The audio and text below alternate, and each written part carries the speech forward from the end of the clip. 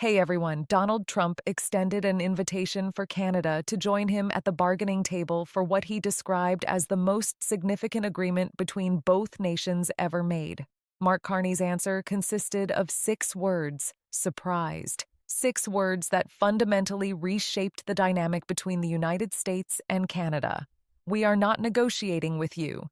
Canada didn't merely decline discussions, it struck back. Within a single day, Ottawa revealed retaliatory tariffs on $47 billion in American shipments, energy export limitations that would impact border states that winter, critical mineral restrictions severing American access to rare earth materials, and a formal diplomatic reduction. Shouting, withdrawing Canada's ambassador from Washington for the initial time in the 158-year history of the bilateral partnership, Warren Buffett stated, "What Carney showed is the most formidable move in commerce or governance, the readiness to never walk in." He elaborated why "I don't need you" is the most frightening phrase a negotiator can ever receive. But here's what nobody anticipated. Trump's reaction wasn't fury. It wasn't the explosive all-caps social media outburst the world had grown to anticipate. It was something different, something subtler, and, according to people in the room, far more disturbing.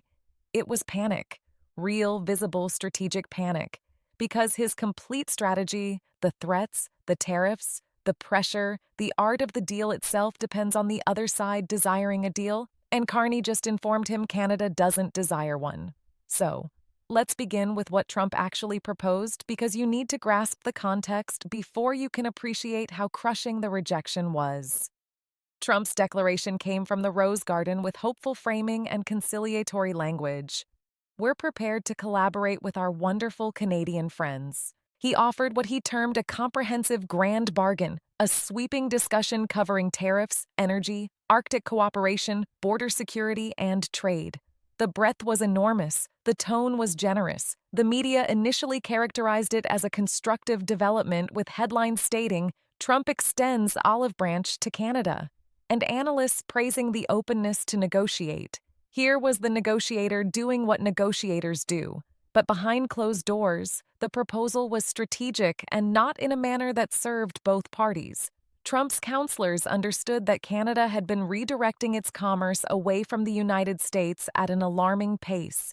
Every month that elapsed without an agreement, Canada was finalizing new arrangements with the European Union, the United Kingdom, Japan, South Korea, Australia, and a growing roster of Indo-Pacific partners. Every one of those arrangements made American influence weaker. The bargaining invitation wasn't crafted to generate a fair agreement. It was crafted to halt Canada's diversification. If Canada seated itself at the table, it would have motivation to delay its alternative trade arrangements while awaiting American conditions. The procedure itself would purchase the United States time to restore influence that was disappearing by the week.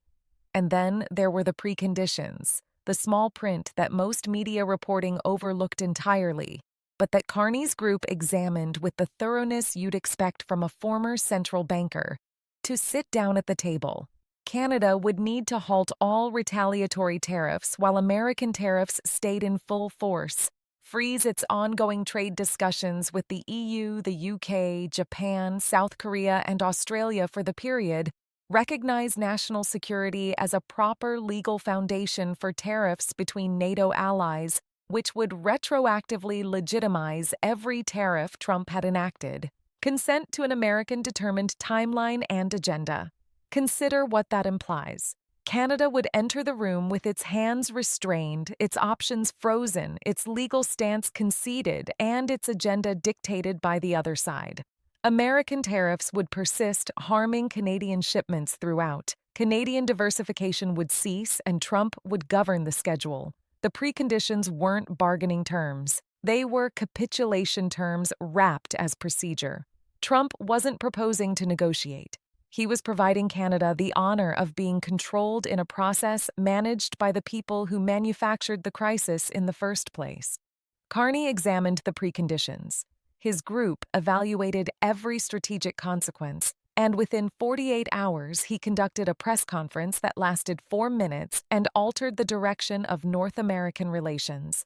The venue was intentional. Not Parliament, not a trade conference, but the Lester B. Pearson Building, Canada's Department of Foreign Affairs headquarters. The setting itself was a message. This was a foreign policy declaration, not a trade reply.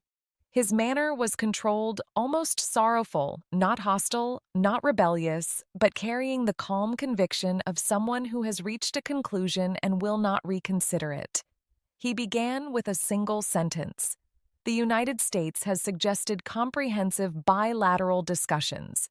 I am here to clarify why Canada will not be taking part. Then, he provided 3 justifications, each more devastating than the previous. Justification 1. Trust. You cannot bargain in good faith with a government that considers agreements as expendable. We signed USMCA, a discussed, approved, legally binding treaty between 3 sovereign nations. It was endorsed by this president. It was confirmed by this Congress. It was celebrated by this administration as a victory of American deal-making. And this same administration breached its provisions through unilateral tariff measures taken without discussion, without notice, and without legal foundation. We discussed that agreement in good faith. We respected every provision. The United States did not. It regarded the agreement as discretionary the moment it became bothersome. The trend is now confirmed. Any agreement concluded with this administration will be respected only until it becomes politically useful to violate it. We will not take part in that theater. Justification 2. Sovereignty. The preconditions demand Canada to freeze our retaliatory actions while American tariffs remain active. They demand us to halt our trade discussions with the EU, the UK, Japan, South Korea, and Australia. They demand us to acknowledge that national security is a legitimate grounds for tariffs against a NATO partner. And they demand us to acknowledge an American determined agenda and schedule. These are not the conditions of a discussion between sovereign equals. These are the conditions of a capitulation, and Canada does not capitulate. Justification 3. Independence. Canada's direction forward does not need American consent. In the previous 12 months, Canada has concluded or progressed trade agreements with the European Union, the United Kingdom, Japan, South Korea, Australia, India, and ASEAN nations. Our trade diversification is not a warning. It is not a negotiating tool. It is a lasting structural transformation in Canada's economic foundation. We will not suspend that transformation to participate in a discussion process engineered to hinder our advancement while American influence is restored. We have options. We are executing them. And we will not pause to hold a dialogue with a government that has shown it cannot be relied upon to honor its commitments. Then came the closing line. Carney hesitated. The room was already quiet. We wish the United States well. We are not negotiating with it. He turned, stepped off the podium, and accepted no questions. 4 minutes, 3 justifications, 6 words. Finished. There were 3 complete seconds of stillness in the press room before it exploded. International media raced. Diplomatic experts immediately observed something most viewers might have overlooked. A refusal to bargain is more antagonistic than a counter-proposal, more antagonistic than a walkout, more antagonistic even than retaliatory tariffs, because all of those reactions recognize the other side's significance. They say we disagree with you. A refusal to bargain says something far harsher. You are not worth our time. It rejects the other side's significance completely.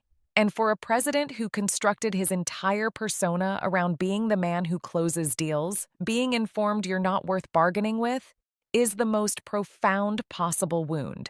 The first indication that this was different from every earlier confrontation, Trump didn't immediately reply. For over 3 hours after Carney's declaration, there was nothing. No Truth Social entries, no furious phone calls, no remarks. Aides later characterized the atmosphere in the White House as bewildered. They had readied reactions for every possibility they could envision: counter-proposals, public dismissals, walkouts, full retaliation. They had not rehearsed the possibility that Canada would simply decline to participate at all. When your adversary doesn't appear at the battle, your battle strategy is useless. Then the strategic truth emerged. Trump's whole negotiation approach crumbles without a counterpart. Tariffs function as influence only if the other side is attempting to get them eliminated. If Canada has ceased worrying about American tariffs, then the tariffs cease being influence and become self-inflicted damage. Threats of escalation lack a recipient. Escalating against someone who isn't participating is like screaming into an empty chamber. The art of the deal demands a deal, and you can't forge a deal with someone who won't answer your calls. The phone started buzzing nonstop at the White House, American CEOs insisting to know when commerce would stabilize, auto producers missing Canadian-built components, energy firms requiring Canadian crude oil, the housing sector desperate for Canadian timber, agricultural shippers watching the Canadian market shut, and for every one of those inquiries, the response was the same devastating truth. There is no mechanism for stabilizing commerce. Canada won't engage. There is no schedule, no structure, no table. When Trump eventually reacted, it was telling in its confusion. His Truth Social entries moved through contradictory statements without settling on any coherent stance. First came boasting, Canada will come begging back. They require us more than we require them. Then resentment. Carney is committing a terrible error, very disrespectful. Then undefined warnings. We have numerous options. Canada doesn't realize what's approaching. Then bewilderment. Why won't Canada bargain? We presented them a wonderful arrangement. Boasting, resentment, warnings, bewilderment, rotating without settling. That's not the communication of someone commanding.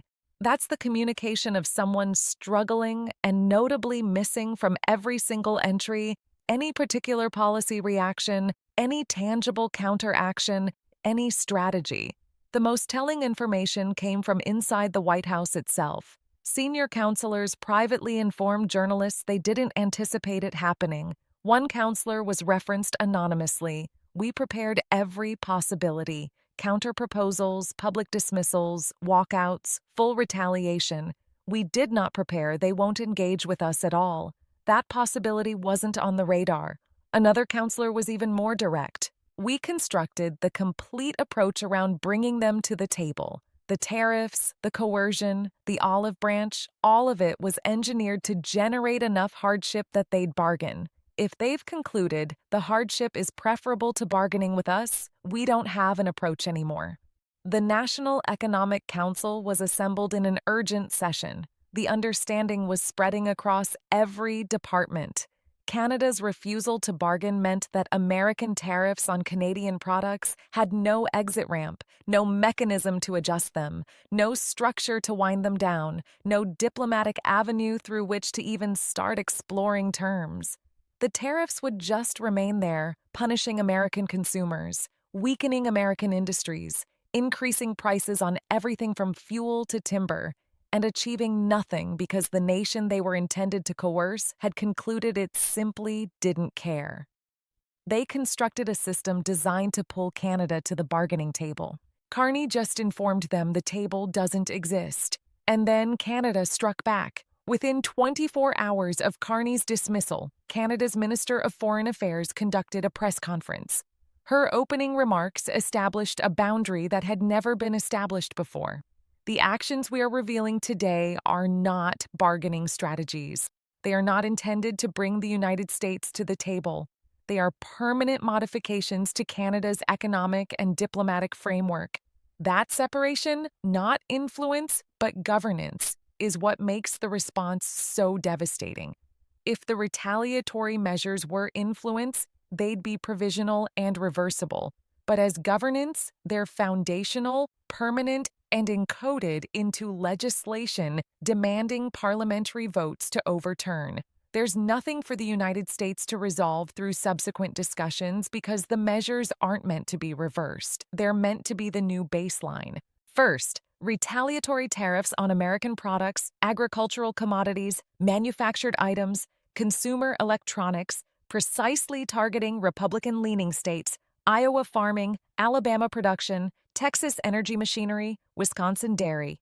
Total projected impact $47 billion in American shipments, now subjected to Canadian counter tariffs organized as permanent statutes, not executive directives. These aren't tariffs intended to conclude when discussions restart because discussions aren't restarting. Second, energy export limitations. Canada reduced oil, natural gas, and hydroelectric shipments to the United States. Not a complete shutdown, but a measured decrease designed to produce sustained escalating hardship. Electricity shipments to New York, New England, and the Pacific Northwest were decreased by 15 to 20%. Natural gas shipments to the Midwest were reduced. Oil deliveries became subject to new sovereignty surcharges, the estimated effect on American consumers. Energy costs in border states climbing 8 to 14%. Canada provides 60% of America's crude oil purchases, 98% of its electricity purchases. A 15% decrease doesn't appear dramatic until you're a household in Vermont whose heating expense just doubled heading into winter.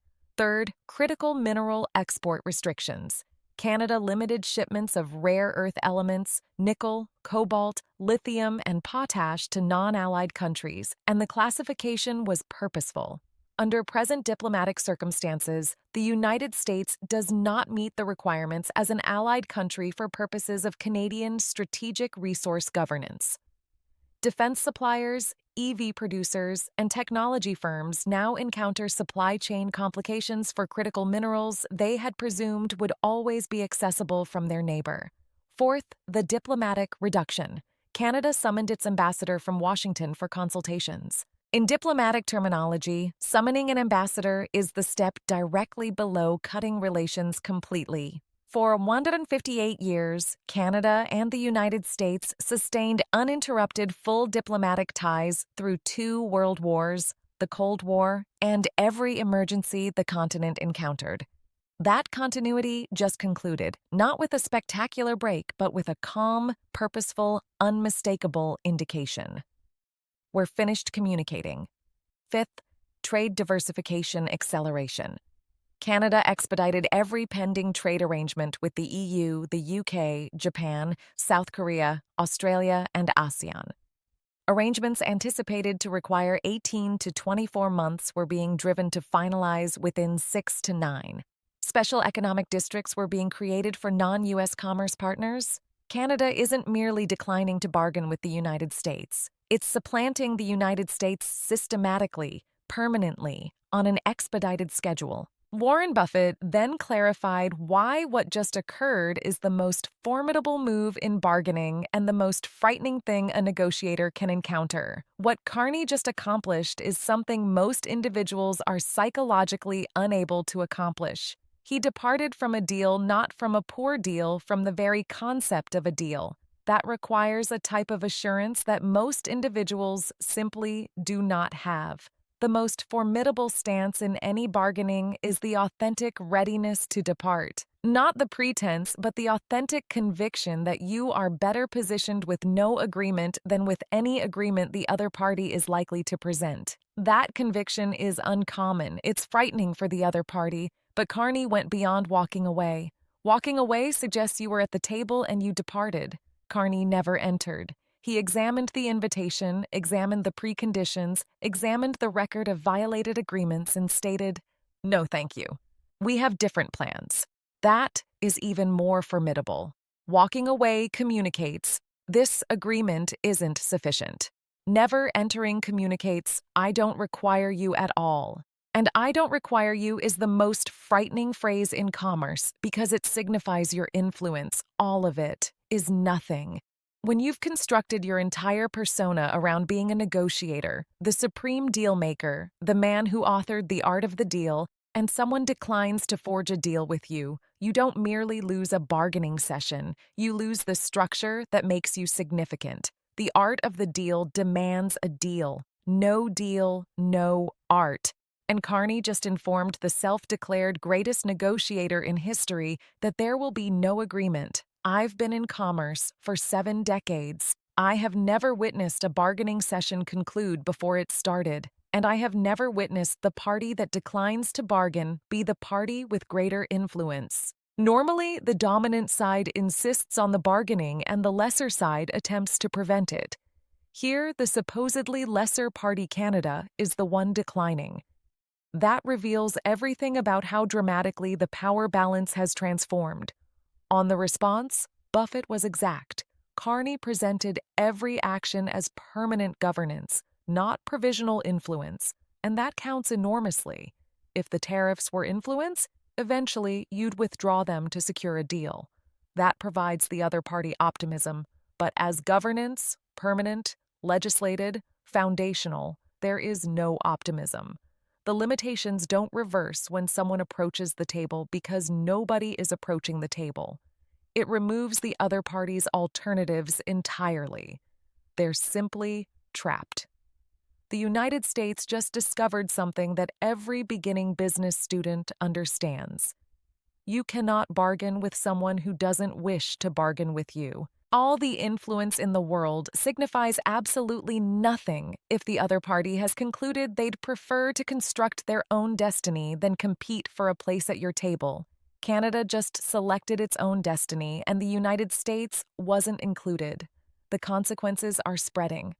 Auto producers are pressuring Congress as supply networks fracture. The Big Three rely on Canadian-manufactured components, and with no diplomatic mechanism to re-establish normal trade movements, producers are cautioning of assembly line closures within weeks. One auto executive informed CNBC, "We can't assemble vehicles without Canadian components, and there's nobody to contact to resolve this." Energy firms are cautioning of winter heating expense surges across every northern border state: New York, Vermont, New Hampshire, Maine, Minnesota, Wisconsin. States that rely on Canadian power are confronting double-digit price jumps with no avenue for assistance. The housing sector is forecasting timber deficits that will increase $20,000 to $30,000 to the price of every new residence constructed in America. Agricultural shippers are observing the Canadian market close with no date for restoration. And here's what's politically damaging.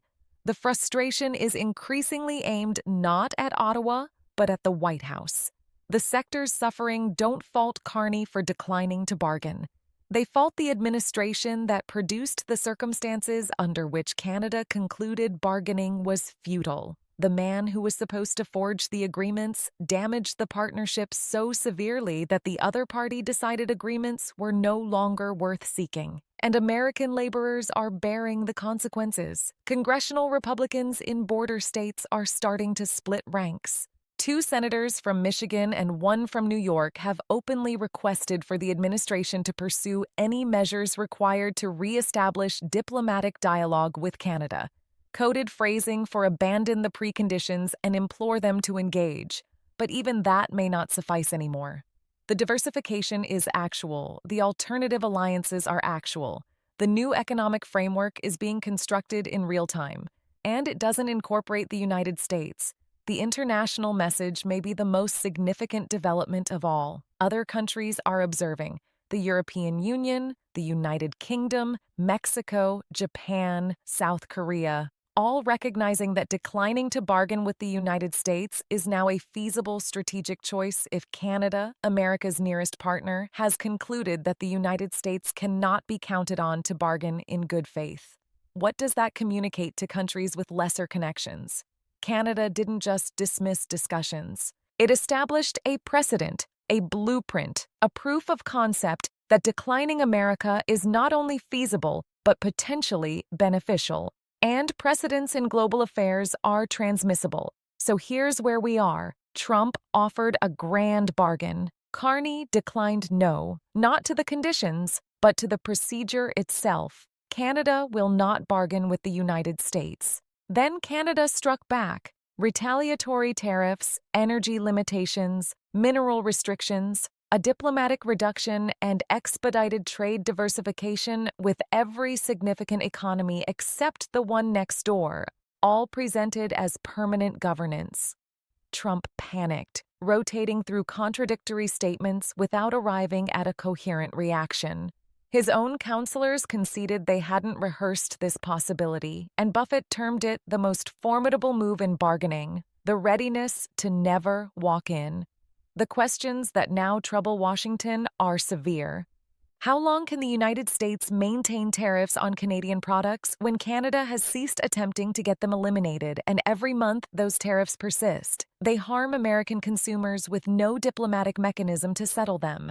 Will other countries emulate Canada's precedent? And perhaps most urgently, what do you do when the other party doesn't require you? Has constructed the economic framework to demonstrate it, and has announced to the entire globe that your pledge isn't worth the paper it's written on.